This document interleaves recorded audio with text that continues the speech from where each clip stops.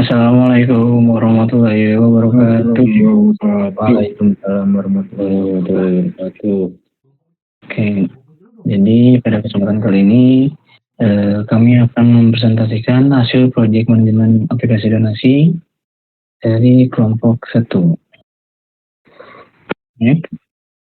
Oke, selanjutnya di sini kita ada beberapa kelompok, yaitu dari yang pertama bisa perkenalkan sendiri ya.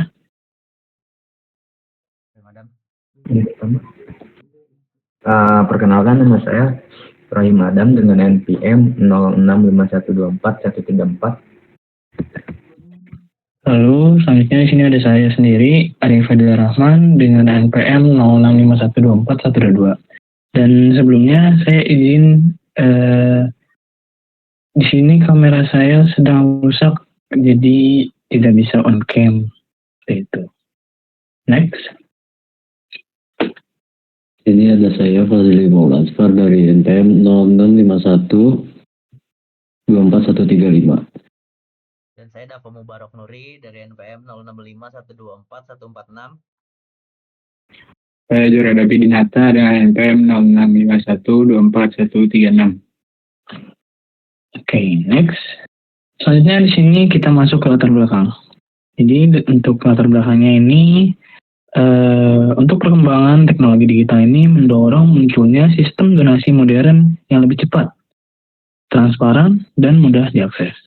Nah, sistem donasi ini tuh konvensional sering mengalami kendala seperti proses manual, kurangnya transparansi, dan keterbatasan metode pembayaran.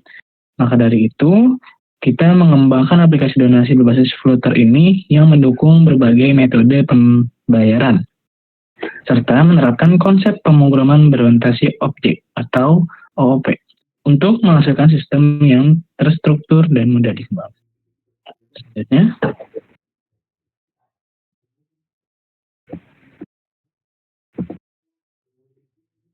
Tema project. Selanjutnya tema project. Tema yang diangkat dalam project ini adalah manajemen aplikasi donasi berbasis Flutter dengan multi-payment method. Tema ini dipilih untuk menggambarkan pengembangan sebuah sistem donasi modern yang memiliki antarmuka grafis atau GIU, mendukung berbagai metode pembayaran, serta dirancang menggunakan konsep pemrograman berorientasi objek atau OOP, agar memiliki struktur yang jelas, mudah dikembangkan, dan mudah dipelihara.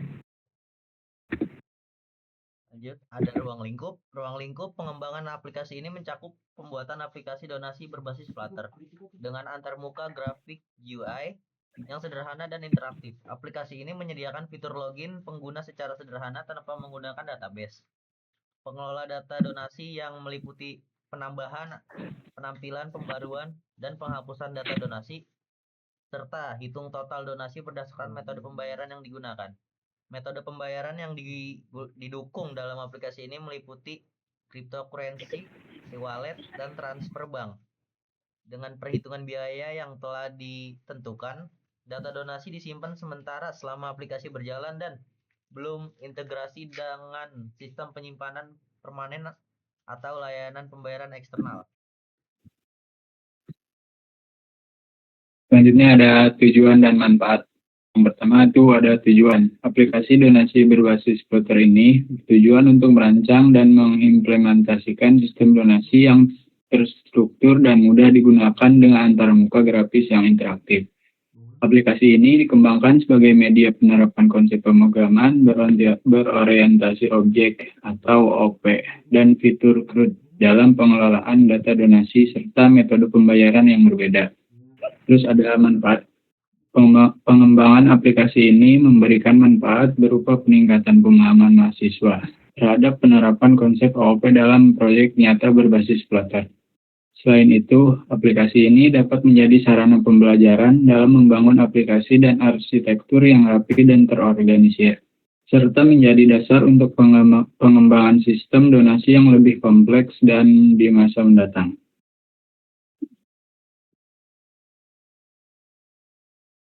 Dan di sini ada fitur utama aplikasi. Aplikasi donasi berbasis Flutter ini menyediakan fitur login pengguna secara sederhana sebagai akses awal ke dalam sistem. Pengguna dapat melakukan pengelolaan data donasi yang meliputi penambahan donasi baru, melihat daftar donasi, memperbarui data donasi, serta menghapus donasi yang sudah ada. Aplikasi ini juga mendukung beberapa metode pembayaran, yaitu cryptocurrency, e-wallet, dan transfer bank. Dengan perhitungan total donasi yang dilakukan secara otomatis sesuai dengan metode pembayaran yang dipilih, seluruh fitur disajikan dalam bentuk antarmuka grafis yang kreatif dan mudah digunakan. Selanjutnya di sini ada class diagram.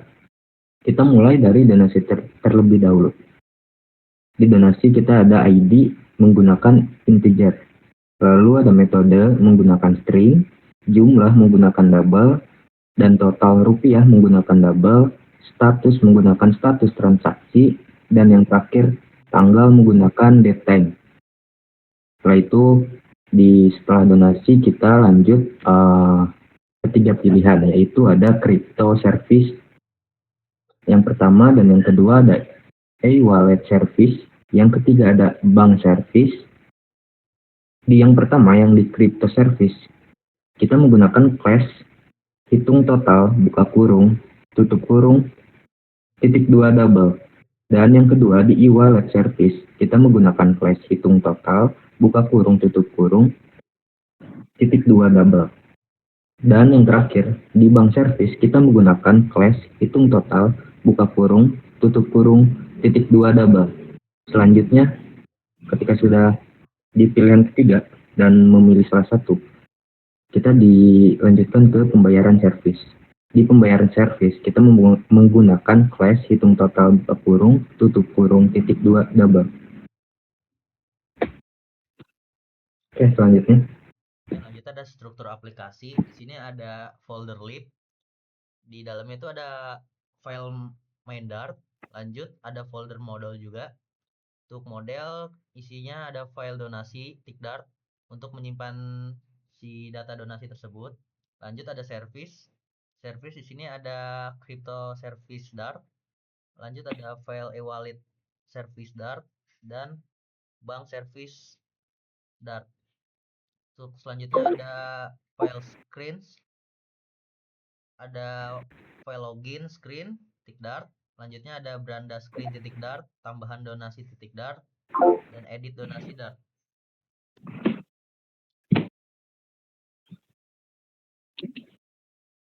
Selanjutnya mundur lagi dah. Programnya mundur dah. Implementasi tadi.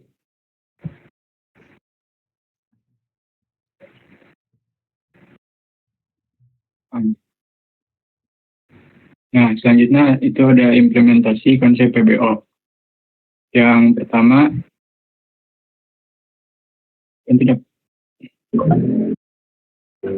ada inheritance. Konsep inheritance diterapkan pada pengelolaan metode pembayaran dalam aplikasi ini.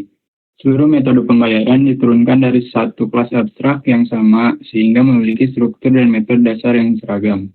Dengan inheritance, setiap metode pembayaran dapat dikembangkan secara terpisah tanpa mengubah struktur utama sistem. Oke, jadi izin menambahkan sedikit.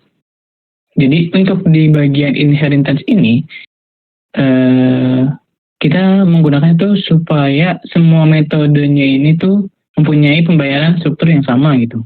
Jadi kalau walaupun si metode pembayarannya berbeda, semua itu tetap berasal dari satu kelas induk gitu. Jadi si sistemnya itu lebih rapi dan mudah dikembangin gitu. Selanjutnya.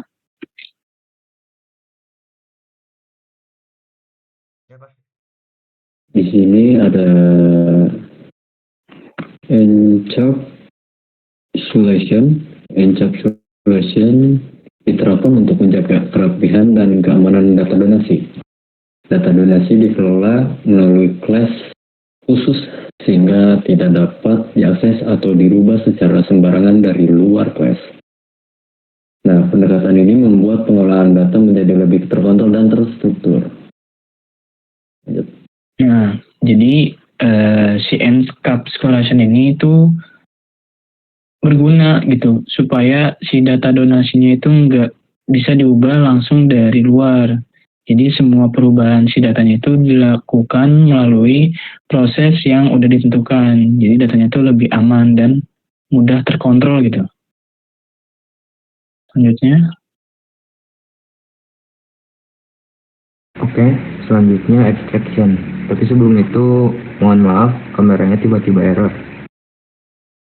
Kita lanjut ke extraction ya. Extraction diterapkan melalui penggunaan class abstract pada servis pembayaran. Class ini hanya mendefinisikan metode yang wajib dimiliki oleh setiap metode pembayaran, tanpa memperlihatkan detail perhitungannya. Dengan extraction, sistem tidak perlu mengetahui cara kerja masing-masing metode pembayaran secara detail. nah ini dengan si extraction itu bagian lain dari aplikasi ini tuh cukup manggil satu metode aja gitu.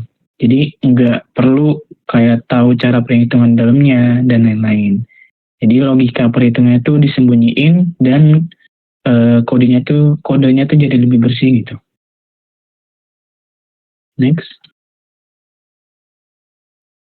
Next ada polymorphism. Polymorphism memungkinkan sistem memanggil metode yang sama pada objek yang berbeda dengan hasil yang berbeda. Dalam aplikasi ini, metode perhitungan total donasi dipanggil dengan cara yang sama, tetapi hasilnya menyesuaikan dengan jenis metode pembayaran yang digunakan. Nah, jadi seperti yang udah dijelasin, walaupun si metodenya itu dipanggil sama, hasilnya itu bisa berbeda gitu. Jadi tergantung objeknya. Dan buat si sistemnya ini tuh jadi lebih fleksibel dan nggak perlu banyak kondisi yang terpisah gitu. Selanjutnya. Oke, jadi selanjutnya kita masuk ke codingan. Di pause dulu aja. Bentar. Gampang. Bapak lu slide-nya jangan buru-buru anjir. Nggak tahu. Baik.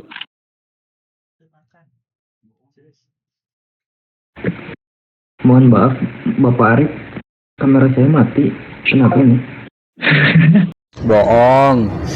Yang bener. Hah? A few moments later.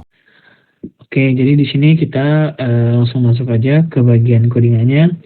Jadi di sini kita akan membuka project si Flutter ini di Visual Studio Code. Jadi kita lihat ke bagian strukturnya terlebih dahulu. Untuk tampilan struktur terlihat pada si folder lib ini terdapat beberapa bagian utama, yaitu ada main dart. Lalu untuk folder models, service, dan screen, struktur ini kita pisahin berdasarkan fungsinya supaya si kodenya itu lebih rapi gitu dan mudah dikembangin. Nah, si modelsnya ini digunakan untuk data, lalu si service untuk logika perhitungan, dan screen untuk tampilan aplikasinya. Lalu selanjutnya kita masuk ke main dart. Nah, jadi untuk main dart ini itu sebagai titik awalnya lah si aplikasi Flutter ini. Di dalamnya sendiri itu terdapat fungsi main yang menjalankan aplikasi menggunakan app. Kemudian ada juga plus donation app yang mengatur material app, termasuk seperti judul aplikasi, tema warna, dan halaman awal yang ditampilkan, yaitu di bagian login screen. File ini juga berfungsi sebagai pengatur utama aplikasi. Boleh dibantu jelasin bagian codingannya? Oke, di sini saya ingin menjelaskan codingan di dalam main dart. Yang pertama, di sini ada run app. Run app itu berfungsi untuk menjalankan si aplikasi. Yang kedua, ada material app. Material app ini tuh buat kerangka aplikasinya. Lalu ada template. Template itu kita untuk mengatur warna agar UI tidak hitam putih. Seperti di sini kita sudah mengatur warna-warnanya di tampilan untuk nanti outputnya. Lalu yang terakhir kita ada login screen. Login screen itu untuk halaman awalnya. Oke. Terus Oke. Selanjutnya kita masuk ke model donasi.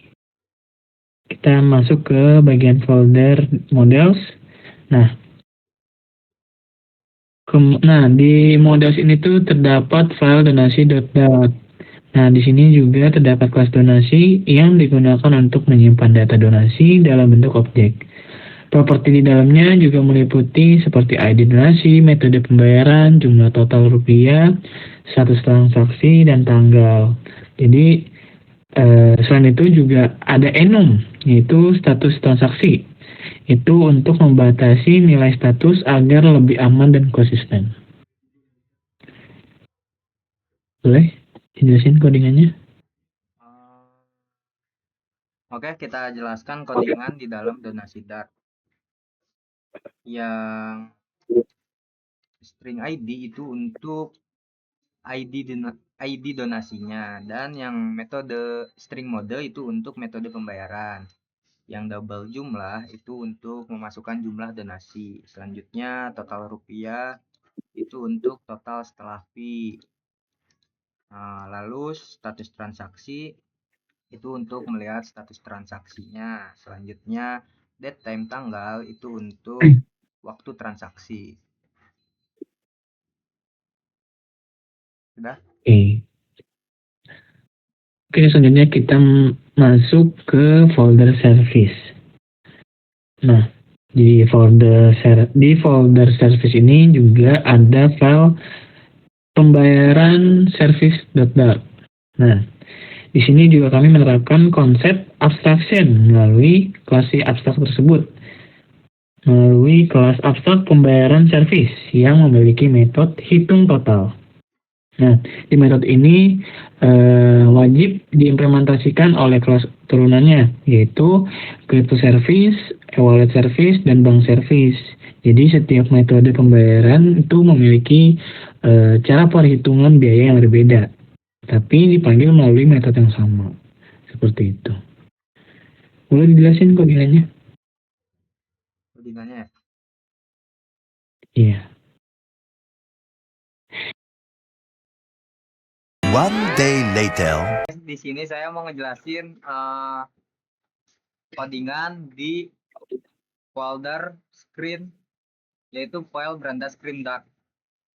Di sini fitur utamanya menampilkan daftar donasi. Yang kedua, tambah donasi, edit donasi, dan hapus donasi. Yang pertama, untuk menampilkan daftar donasi, codingannya yang ini, yang stage flow widget. Lalu data disimpan melalui list donasi. Lalu data disimpan melalui list donasi. Setelah itu, untuk menampilkan data,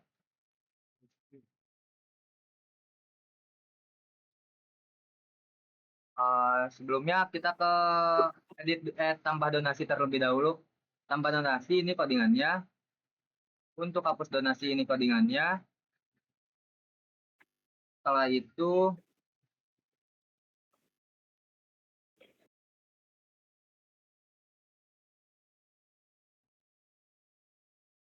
ini untuk menampilkan si daftar donasinya.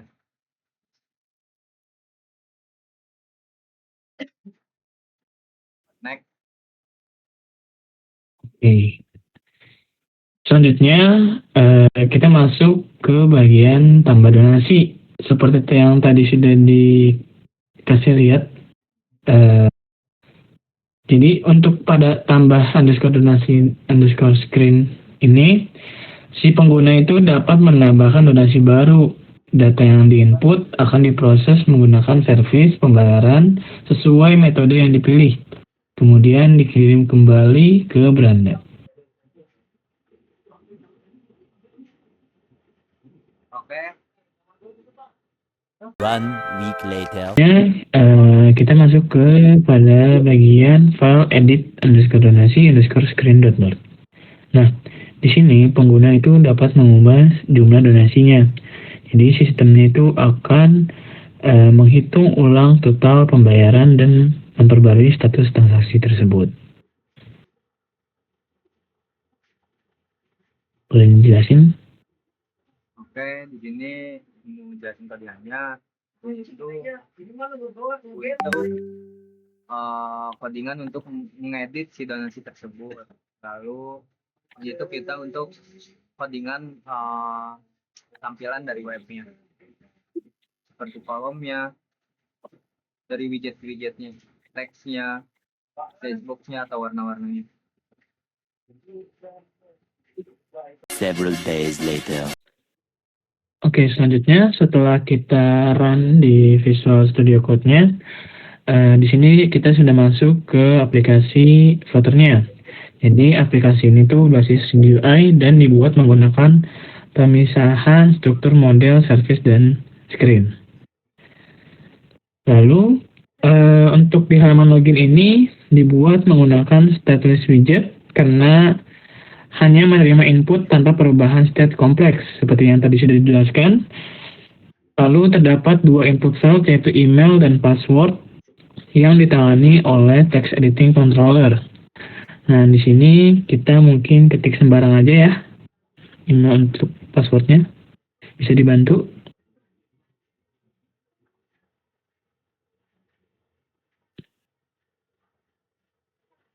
Ketik sembarang aja.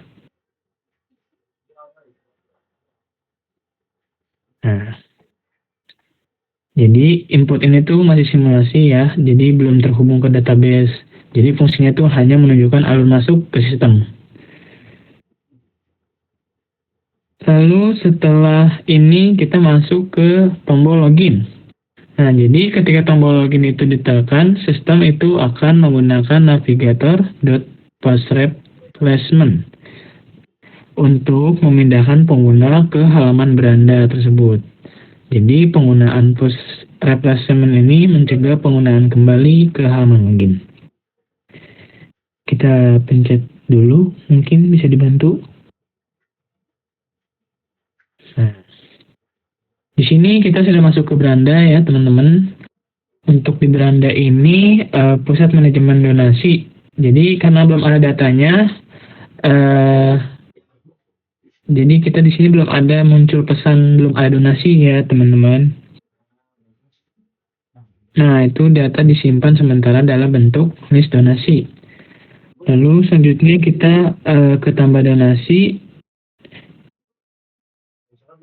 Sabar. Ini nggak close.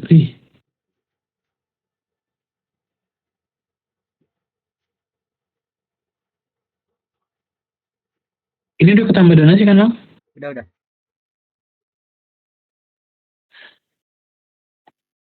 Buat edit sama hapus nanti kalau ini udah beres. Iya. Oke, selanjutnya kita bakal tambah donasi terlebih dahulu kali ya. Mungkin untuk ID donasinya kita pakai D001 aja, kita sembarang aja. Oke, boleh 1, 2, 3. Untuk jumlahnya kita isi 20.000. Oke, kita tambahin.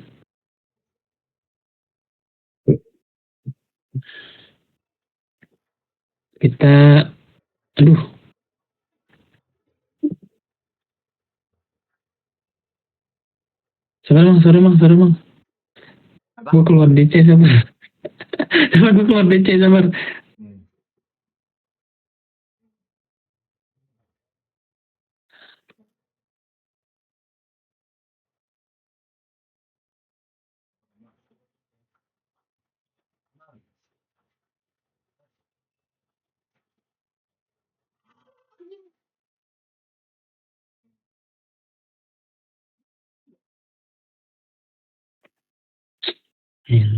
Halo. Nah. Ya mulai. Nah.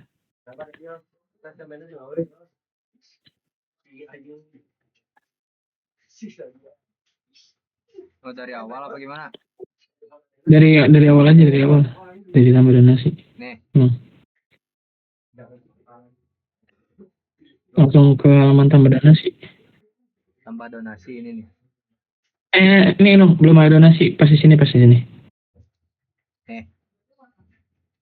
Nggak, yang pas belum ada donasi. Hah? Pas belum ada donasi. Ini. Bagian. Nah, ya. Oke, itu 2, 3. Nah, selanjutnya di sini karena belum ada donasi, jadi kita tambah donasi dulu. Jadi kita klik tombol. Nah, selanjutnya di sini kita bisa masukin aja untuk ID donasi dan jumlahnya. Untuk jumlah 100 aja 100. Nah, terus kita pilih metodenya kripto aja. Apa? Kripto. Udah nggak apa deh. Jadi oke, udah. Jadi kita pilih e-wallet. Jadi untuk metode pembayaran itu menentukan cara perhitungan total. Jadi setiap metode itu punya kelas service yang berbeda. Selanjutnya kita simpan donasi. Nah, ketika disimpan, sistem ini tuh menentukan device berdasarkan metodenya. Lalu memanggil metode yang tadi yang sudah dijelaskan hitung total. Jadi inilah penerapan si polimorfismnya. Karena si metodenya yang sama itu menghasilkan nilai berbeda, jadi tergantung si objeknya. Nah, karena datanya sudah muncul, di sini terlihat si ID-nya, metode pembayaran, total rupiah, hasil perhitungan, serta status pending. Nah, ini tuh menunjukkan proses create dan read dalam cerut. Tuh. Lalu selanjutnya kita masuk ke bagian edit donasi. Nah, ubah menjadi 200. Nah, lalu kita klik update. Nah, jadi sistem ini tuh menghitung ulang si total dan statusnya pun langsung berubah gitu menjadi sukses. Nah, ini proses masuk ke dalam proses update dalam cerut.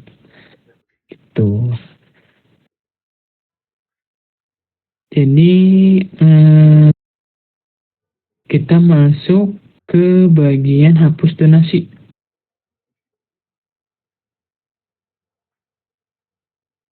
Delete. Masuk ke delete. Nah, jadi ketika di delete ditekan, data itu tuh langsung otomatis terhapus gitu dari list. Nah, ini juga masuk ke proses delete. Nah, jadi kurang lebih seperti itu, teman-teman. Jadi dari simulasi ini tuh kita terlihat bahwa aplikasi ini tuh sudah mampu menambahkan, menampilkan, mengubah, dan menghapus data donasinya, serta menghitung total pembayaran berdasarkan metode berbeda. Jadi ini tuh juga menunjukkan penerapan dari OOP, cerut, dan struktur aplikasi Flutter yang terorganisir. Sorry. Lalu selanjutnya kita balik lagi ke PPT. Nah, PPT. 1 year later. Coba bentar.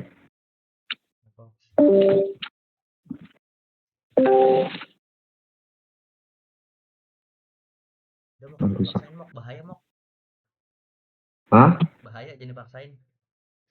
Iya, meledak nanti. Langsung aja ngomong. Nah, Iya. Selanjutnya.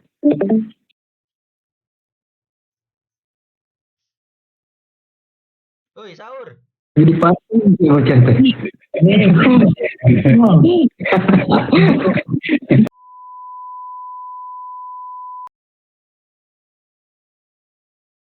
Oke, selanjutnya. Di sini ada kesimpulan. Nah, aplikasi donasi berbasis Flutter ini berhasil menerapkan konsep pemrograman berorientasi objek dan CRUD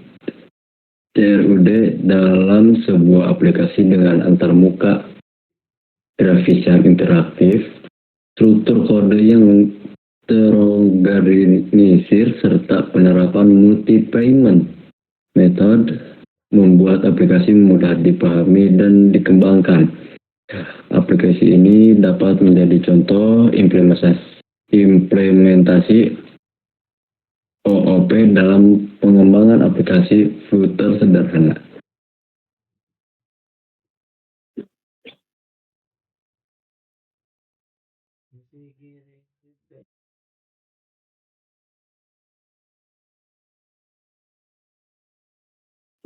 Tuh, sekarang lu yang nggak ngomong, lu apa sih goblok, Yora, ini. Oh, Udah. Apa sarannya? Katanya si Ohim. Diam. Oke, selanjutnya di sini ada saran. Pengembangan selanjutnya dapat dilakukan dengan menambahkan penyimpanan data permanen menggunakan database, meningkatkan keamanan login, serta mengintegrasikan payment gateway yang lebih realistis. Selain itu, tampilan aplikasi dan fitur tambahan seperti notifikasi dan laporan donasi juga dapat dikembangkan. Oke, jadi sekian presentasi dari sama-sama.